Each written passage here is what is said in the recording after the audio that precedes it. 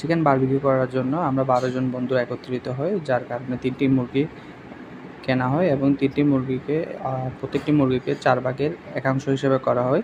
প্রত্যেকে 1 পিস করে পাবে এবং চিকেন বারবিকিউ করার জন্য যেসব উপকরণ সামগ্রী ব্যবহৃত হয়েছে তার সম্পর্কে আজকে আপনাদের বলবো, যাতে পরবর্তীতে আপনারা এগুলি কাজে লাগিয়ে ভবিষ্যতে আপনারাও এরকম বারবিকিউর একটি আয়োজন করতে পারেন বা বাসায় তৈরি করে খেতে পারেন। সেক্ষেত্রে প্রথমত আমরা বারবিকিউর যে সানের তন্দুরি মশলা রয়েছে, চিকেন তন্দুরি মশলা সেটি দিলাম। তার পরবর্তীতে রাঁধুনি মশলা দিলাম, বারবিকিউ মশলা। তার পরবর্তীতে সরিষার তেল, তারপরে কেচাপ, বারবিকিউ সস, দেন আদা, রসুন, মরিচ বাটা, সাথে আপনারা চাইলে এখানে বাদাম বাটা বা অন্যান্য যে বাটা মশলাগুলি ব্যবহৃত হয় সেগুলি দিতে পারেন স্বাদটাকে বৃদ্ধি করার জন্য। কিন্তু আমি যা মনে করি এগুলি যথেষ্ট। তো তার পাশাপাশি আমি টক দই ব্যবহার করেছি, পরিমাণ মতো লবণ ব্যবহার করতে পারেন, সরিষার তেল তো ব্যবহার করবেনই। আমরা 3টা মুরগির জন্য একটি সানের তন্দুরি মশলা পুরোটা এবং একটি রাঁধুনি বারবিকিউ মশলা পুরোটা ব্যবহার করেছি।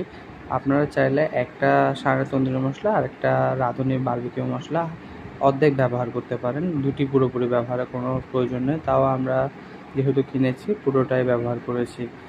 আর সরিষার তেল হচ্ছে যে 250 গ্রামের মতন আনুমানিক বা একটু কম হতে পারে দিয়েছি। এই 200 গ্রাম বা 220 গ্রাম মতন দিলে যথেষ্ট আমার হিসেবে। আর টক দই আধা কেজি করেছি, আধা কেজির থেকে হয়তো বা একটু কম দিয়েছি টক দই।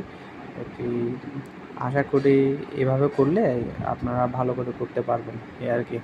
আর মুরগি আপনার প্রত্যেকটা 1 কেজি 400 সামথিং করে রাখা হয়েছে। তো ভিডিওটা একটু অগোছালো টাইপসের হয়ে গিয়েছে। তো আপনারা যদি বলেন এমন ভিডিও পেতে চান বা আপনাদের এটা যদি কোনো কাজে লাগে আমাকে কমেন্ট বক্সে জানাতে পারেন। আপনাদের জন্য ভবিষ্যতে আমি এরকম আরও ভিডিও রাখার চেষ্টা করব ইনশাল্লাহ। ভালো থাকবেন, ভালো রাখবেন। চিকেন বারবিকিউ করার জন্য আমরা 12 জন বন্ধু একত্রিত হই, যার কারণে 3টি মুরগি কেনা হয় এবং 3টি মুরগিকে প্রত্যেকটি মুরগিকে 4 ভাগের একাংশ হিসেবে করা হয়।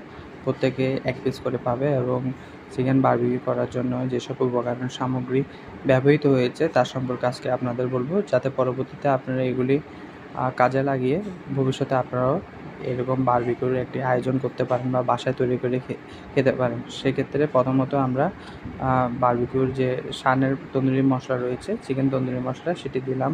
তার পরবর্তীতে রাঁধুনি মশলা দিলাম, বারবিকিউ মশলা। তার পরবর্তীতে সরিষার তেল, তারপরে কেচাপ, বারবিকিউ সস, দেন আদা, রসুন, মরিচ বাটা, সাথে আপনারা চাইলে এখানে বাদাম বাটা বা অন্যান্য যে বাটা মশলাগুলি ব্যবহৃত হয় সেগুলি দিতে পারেন স্বাদটাকে বৃদ্ধি করার জন্য।